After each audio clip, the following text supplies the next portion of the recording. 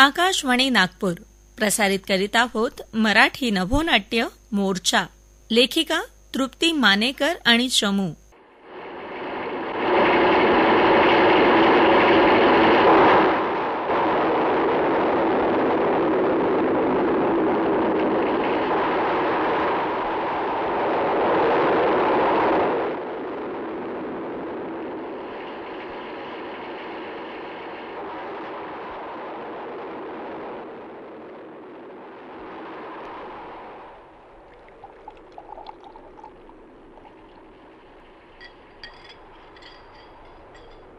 Come on dad. झालं असेल पुरे. खूप प्यायलात आज. काय झालं आज एवढं प्यायला? आणि यापूर्वी इतकं कासावीस झालेलं तुम्हाला कधी बघितलं नव्हतं. Why are you so uneasy dad? Yes, I feel uneasy today. का कुणास ठाऊक, हा पाऊस मला खूप कासावीस करतोय. याचं हे बेधुंद बरसणं काहीतरी सांगतंय मला. याचं हे रौद्र रूप. ओ डॅड, काय बोलताय हे? Come on. साधा पाऊस आहे हा. कसला आलंय बेधुंद बरसणं नि कसला आलंय रौद्र रूप?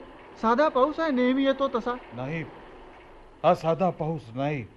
नाही हा साधा पाऊस. शिट, तुम्हाला दारूची नशा चढली. No no no, I am okay, understand. तुम्ही नेहमीच असं म्हणता. अरे पण हा पाऊस. ओह, पावसाचं काय घेऊन बसलात? तो आपलं बरसण्याचं काम करतोय, बरसू द्या त्याला. शेवटी निसर्गाचा एक भागच तो. नाही, यावेळी तो आक्राड विक्राड बरसतोय. फक्त कुठलं तरी वादळ माझ्या जीवनात हा पाऊस आणणार आहे. विकी, निसर्ग थांबू शकत नाही का रे? नाही थांबू शकत का रे? थांबायला हवा, थांबायलाच हवा. काय बरळताय तुम्ही डॅड? निसर्ग थांबला असता तर मनुष्य प्राणी लहानाचा मोठा झाला असता का? पक्षी, फुलं, वेली आहे त्या स्थितीत राहिली असती. अगदी बाळबोध प्रश्न करताय तुम्ही. उन्हाळा, हिवाळा, पावसाळा हे निसर्गाचं ऋतुचक्र आहे. It's only nature cycle. त्याला थांबवणारे आपण कोण? आणि हा पाऊस जो बरसतोय ना, हा थांबेलही, पण निसर्ग थांबणार आहे का डॅड? आणि मला हे तुम्हाला सांगावं लागतंय. Come on. बस बस, हा पाऊस. पावसाचं आणि तुमचं अगदी जवळचं नातं दिसतंय. येस, खूप जवळचं नातं आहे, पण आठवत नाहीये कुठलं, कसं आणि कोणतं नातं आहे ते. What's a joke, what's a joke dad. हसू नकोस. हा पाऊस माझ्या आयुष्यात कसली तरी वादळ निर्माण करणार आहे. हा कोणास ठाऊक कुठली तरी वावटळ उठणार आहे. Please God save me. Please save me God. करोडोची उलाढाल करणाऱ्या एका भव्य स्पिनिंग मिलचा मालक दीनानाथ सोनटक्के पावसाला घाबरून देवाला जीवाची भीक मागतोय.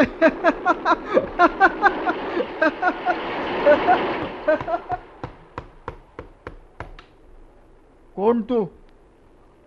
कोण आहेस तू? नाव काय तुझं? शिवा. शिवा, तू इथे?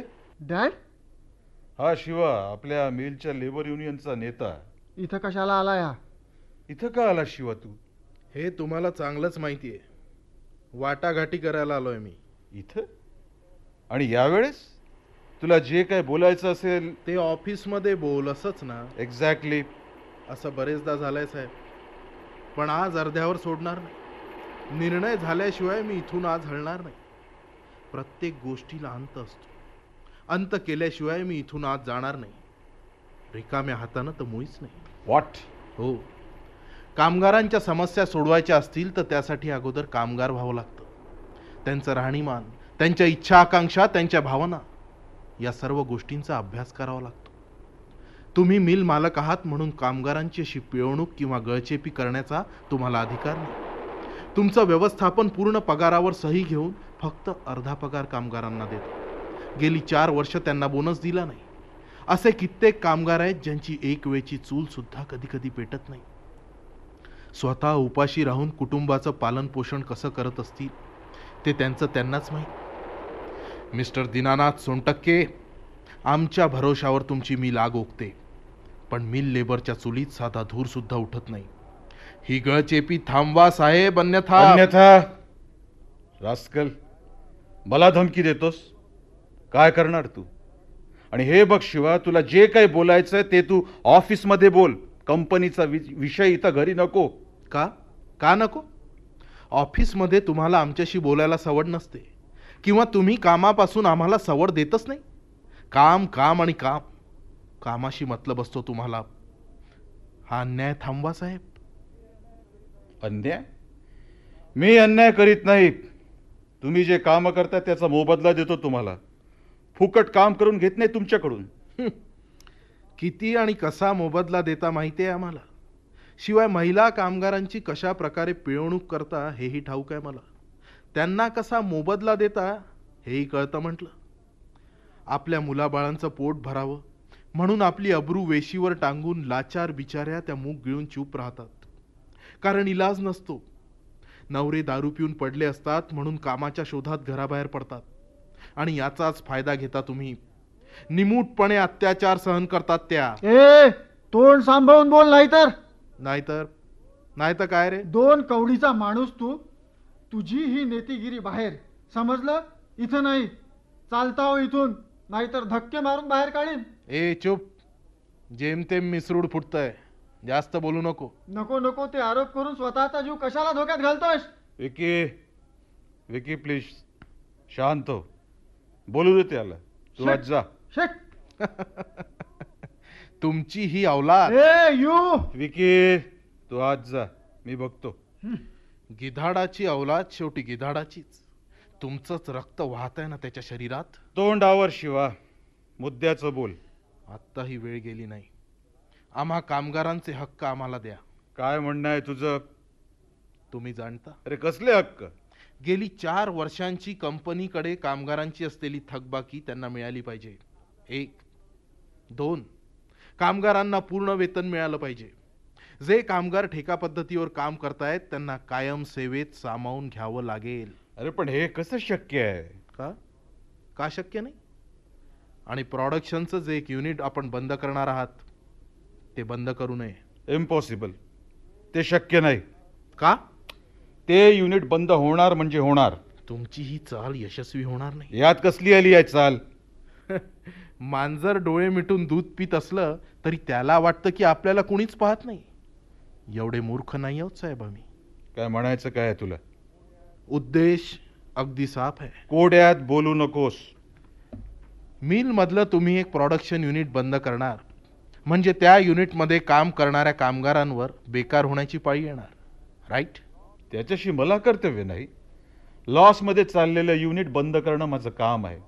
तेवढ्या कामगारांना कमी करावं लागणार आहे, त्याला इलाज नाही. का ही तिरकस चाल चालताय तुम्ही?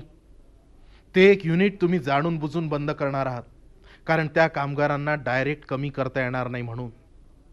त्यांची वेतनवाढीची मागणी बऱ्याच दिवसापासून जोर धरते आहे. शिवाय त्यासाठी त्यांनी 2दा कामावर बहिष्कार टाकला होता. त्याचा तुम्हाला चांगलाच फटका बसला होता. आणि भविष्यात या गोष्टीची पुनरावृत्ती होणार हे हेरून केवळ वचपा काढण्याकरता काही दिवसांसाठी, हवं तर काही महिन्यांसाठी म्हणा, ते युनिट तुम्ही बंद करणार आहात.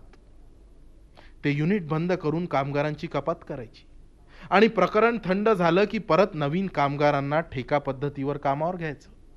युनिट पूर्ववत सुरू करायचं. बरोबर? तुम्ही हे सारं पैशाच्या भरोशावर, नियम धाब्यावर बसवून करताय. मूर्ख आहेस शिवा, तू मूर्ख आहेस. तुला नाही कळायचं ते. घे दारू, घे, शांत हो. नको, मी पित नाही. कामगार संघटनेचा नेता तू आणि पीत नाही? आश्चर्य आहे का गंमत आहे? अरे घे घे, कमॉन. उगीच या लाल काळ्या पाण्याचा आमिष दाखवू नका साहेब. दिवसभर काबाड कष्ट करून आल्यावर 2 घास सुखानं पोटात घातले की आम्हाला नशा येते ती झोपेची. तीच पुरे आहे आम्हाला. याची गरज नाही.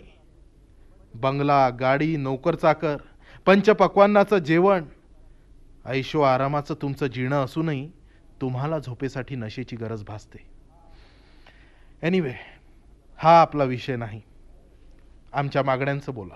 काय आपल्या मागण्यांचं घेऊन बसलायस? ये ये बैस बैस इथे आरामात, शांत हो. कशाला तू या भानगडीत पडतोस? यातूनही आपल्याला काही मार्ग काढता येईल. मुद्द्याचं बोललात, पण हा मार्ग कामगारांच्या फेवरमध्ये असायला हवा. पुन्हा तेच. शिवा, तुझ्या घरी कोण कोण असतं? कोणीच नाही, फक्त मी आणि माझी आई. म्हणूनच म्हणतो, उद्या तुझं लग्न झाल्यावर 2चे 4 हात होतील, मुलं होतील, आणि या तुटपुंज्या पगारात तुझं भागेल नाही ना? मुलाचं शिक्षण, कपडे लत्ते, बायकोची हौस कसं जमेल? पण याची चिंता तुम्हाला का? स्वाभिमानानं जगता येतं आम्हाला. अरे कसं कळत नाही रे तुला? सारं कळतं. नाही, बुद्धू आहेस तू, बुद्धू. किती घेशील? 1,00,000? 2,00,000? बोल. 3,00,000? चूप राहण्यासाठी किती पैसा घेशील? 5,00,000? हं? अरे बोल बोल.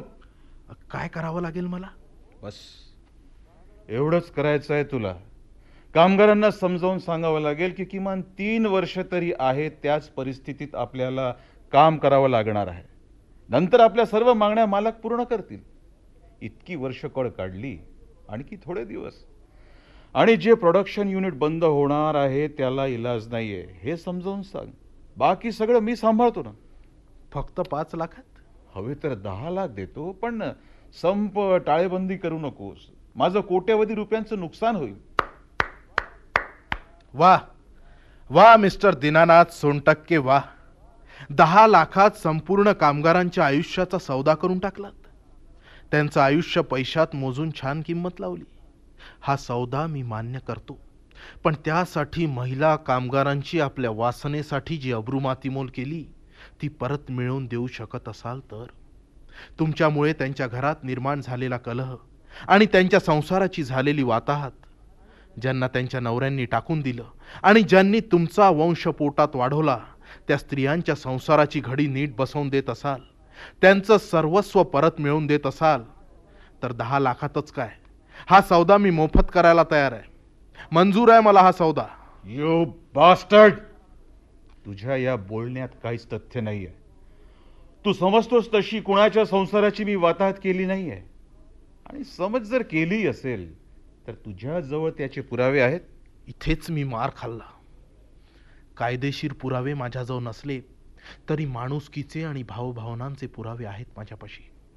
ज्या स्त्रियांवर, महिलांवर तुम्ही अत्याचार केले, लैंगिक शोषण केलं, त्यापैकी काही काम सोडून गेल्या तर काही आजही कामावर आहेत, परिस्थितीमुळे लाचार आहेत. आजपर्यंत तुमचा अत्याचार, हवं तर जुलूम म्हणा, निमूटपणे सहन करत आले आहेत. पण आता त्यांच्या सहनशीलतेचा बांध फुटलाय. माझी कामगार संघटनेचा प्रमुख नेता म्हणून निवड झाली तेव्हापासून मी त्यांच्या मनात अत्याचाराविरुद्ध बंड पुकारण्याची उर्मी जागी केली आहे. ही भडास काढण्याची त्या वाट बघतच आहेत. त्यांच्या या जखमेवर मीठ चोळण्याचं काम मी व्यवस्थित केलंय. ठिणगी हळूहळू पेट घेते, केव्हाही भडका उडेल. तुमची काळी कृत्य आता चव्हाट्यावर येणार, आणि त्यासाठी पुरुष कामगारांचाही पाठिंबा आहे. स्वप्न पहा, स्वप्न. शिवाय तू अजून लहान आहेस रे, लहान. गरम रक्त सळसळणारच. तू जे काळे कृत्य म्हणतो ना, ते कधीच चव्हाट्यावर येणार नाहीत. नुसतं तोंडापुरतं बोलून चालत नसतं. कृती हवी, कृती. तारुण्यात जवानीचा खेळ खेळायचा नाही तर काय म्हातारपणी खेळायचा? हा खेळ मी तारुण्यात खूप खेळलो, भरपूर खेळलो, मनसोक्त खेळलो. त्यासाठी क्लब काय, डिस्को काय, मिल काय, घर ऑफिस काय, सारी मैदानं माझ्यासाठी मोकळी होती. मला जे हवं असतं ते मी मिळवतोच, कधी प्रेमानं तर कधी प्रसंगी हिरावून. शिवाय तुला चांगली संधी देतोय, घालवू नकोस. अरे स्वतःचं हित बघ, कशाला कामगारांच्या लफड्यात पडतोस? काय समजता स्वतःला? विकाऊ नाही आम्ही. तुमच्या भिकेवर जगण्याची आमची तयारी नाही. आत्ताही सावरा, अन्यथा एकच पर्याय, संप. धमकी देऊ नकोस. अशा धमक्यांनी माझं काही बिघडणार नाही. यावरही उपाय आहे माझ्यापाशी. तुम्ही संप केला तर नवीन अस्थायी कामगारांना कामावर घेईन. आपल्या देशात बेरोजगारी खूप आहे. शेकडो कामगार रोजंदारीवर कामावर येतील. नाही, हे शक्य होऊ देणार नाही. नवीन भरती कशी करता ते युनियन बघून घेईल. शिवाय कायद्यानुसार तुम्ही त्यांना कामावर घेऊच शकणार नाही. मला कायदा शिकू नकोस. कायद्याचा खेळ मी फार जवळून खेळत आलो आहे. आणि राहिली गोष्ट संपाची. किती दिवस संप करणार रे तुम्ही? 2 दिवस, 4 दिवस, 15 दिवस? मग उपाशीपोटी संप करता येत नाही. घोषणा आणि नारेबाजी तर बिलकुल करता येत नाही. घरात असलेला अन्नाचा कण संपेपर्यंत तुम्ही संप कराल. जेव्हा तुमच्या मुलाबाळांची भूक बोलायला लागेल ना, एका भाकरीच्या तुकड्यासाठी त्यांचा आक्रोश सुरू होईल, तेव्हा सहज तुमचे पाय मिलकडे कामावर वळतील. तुमच्या घरात चूळ किती दिवस पेटू शकते याची कल्पना आहे मला. भोगबळींचं पाप कशाला घेतोस? उगाच या भानगडीत पडू नकोस. पण याद राखा, जेव्हा पोटाची भाकरी आणि खिशातला पैसा हिरावून जातो ना, तेव्हा माणसाला चांगलं वाईट काही सुचत नसतं. या संतापाच्या आगीत तुम्हीही होरपळून जाल, ध्यानात ठेवा. कामगारांचा आवाज बुलंद होतोय. इन्कलाबच्या नाऱ्यासोबतच एक नवीन क्रांती आता होणार आहे. आणि क्रांतीचा हा सूर्य तुमच्यासारख्या जुलमी भांडवलदारांना, जुलमी कारखानदारांना आणि जुलमी गिरणी मालकांना झाकाळून टाकणार आहे, होरपळून टाकणार आहे, नेस्तनाबूत करणार आहे. कामगार विश्वात अशी एक लाट आणायची आहे ज्यात कामगार मालक ही तफावत राहणारच नाही. सारेच मालक राहणार आहेत आणि सारेच भागीदार. शहाणपणा शिकू नकोस. क्रांती, रिव्होल्यूशन या गोष्टी पुस्तकातच चांगल्या वाटतात. इतिहास कोणी बदलला आहे का? कामगार मालक तफावत संपल्याचं कधी ऐकलंयस का? ही तफावत अशीच राहणार आहे, किंबहुना ती वाढतच जाणार आहे. शेवटली संधी देतोय. मागण्या पुऱ्या करा, नुकसान टाळा. बावळट आहेस तू शिवा. तुला सांगितलं ना, मी सांगतो तसं कर, नाही तर चालतं. तुला जे करायचं असेल ते तू कर, मी बघून घेईन. माझा नाईलाज आहे. Then get out.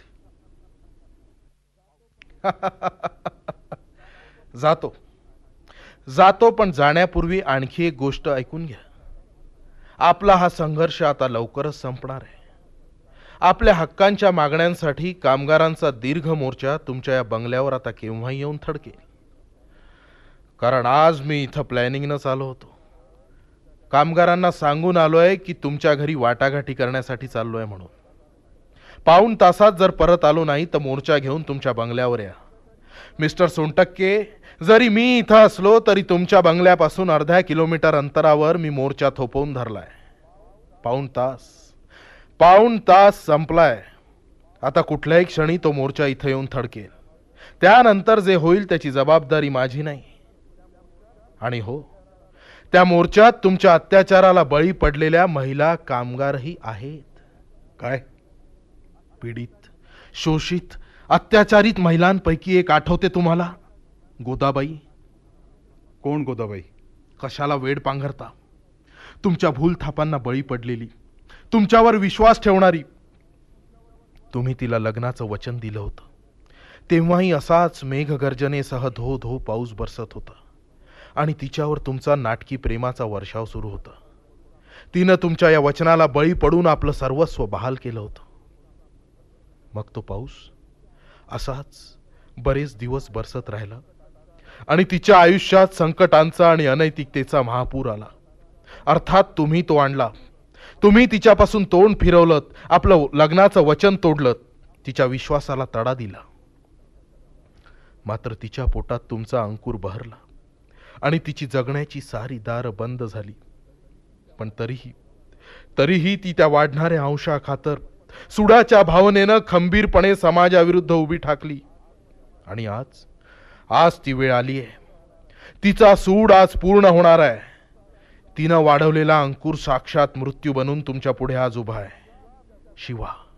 शिवा, मी त्या गोदाबाईचा मुलगा, तुमच्या वासनेचं प्रतीक, पाप्याचं पितर म्हणून हिणवलेला बिनबापाचा पोर. काय? हो, मी तुमच्याकडे बालमजूर म्हणून कामाला लागलो होतो, आठवतं तुम्हाला?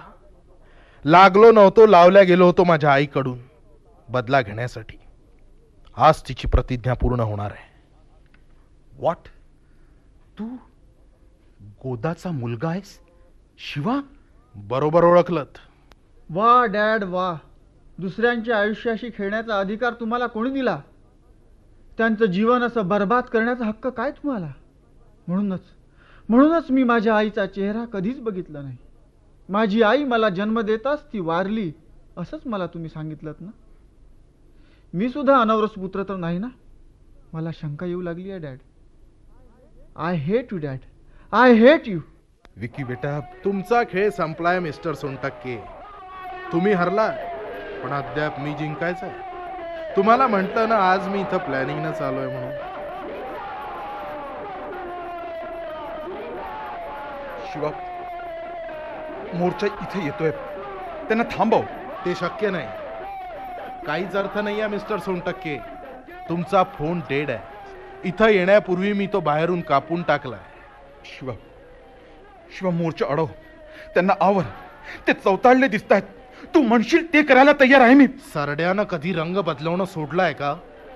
आजपर्यंत तुम्ही तुमचा खेळ खेळत आलात आणि त्या एकतर्फी खेळात तुम्हीच नेहमी जिंकत आलात. पण आता नाही. बघा, तुमचा मृत्यू येतोय. Please Shiva, please.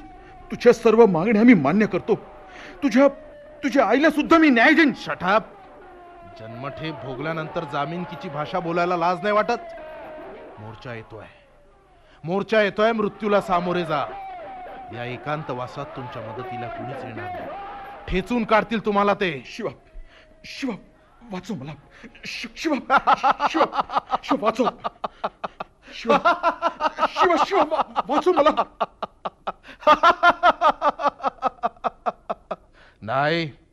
नाही, आता ते शक्य नाही. माझ्या योजनेनुसार पाऊण तासाचा कालावधी लोटून गेलाय. वाटाघाटी फिसकटल्या, त्यांना कळून चुकलं. आता फक्त लाथा बुक्क्यांचा मार. मुळात मी आज इथे वाटाघाटीसाठी आलोच नव्हतो. बदला घ्यायच्या भावनेनं मी इथं आलोय. खरं तर वाटाघाटी एक बहाणा होता. पाऊण तास घालवण्यासाठी ते एक नाटक होतं. डबल गेम खेळलोय मी. तुम्ही कोंडीत सापडलात मिस्टर सोनटक्के. माझं काम संपलंय. पुढचं काम मोर्चेकऱ्यांचं.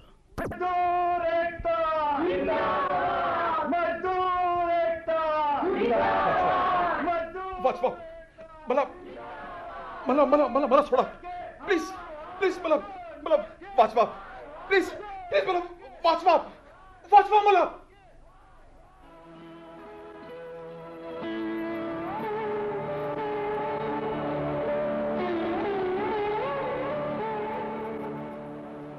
सॉरी विकी, पण माझा नाईलाज होता. शिवा, आता क्रांती घडणार.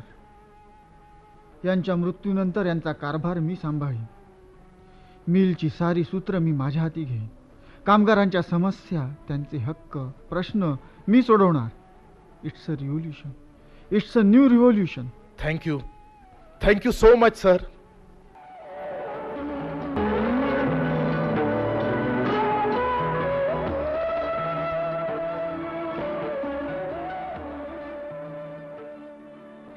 श्रोते हो, आत्ताच आपण मराठी नभोनाट्य मोर्चा हे ऐकलत. लेखिका होत्या तृप्ती मानेकर आणि चमू. यात सहभागी कलावंत होते चंचल राय चौधरी, जयदीप भालेराव आणि मिलिंद नेटके. ही आकाशवाणी नागपूर केंद्राची निर्मिती होती.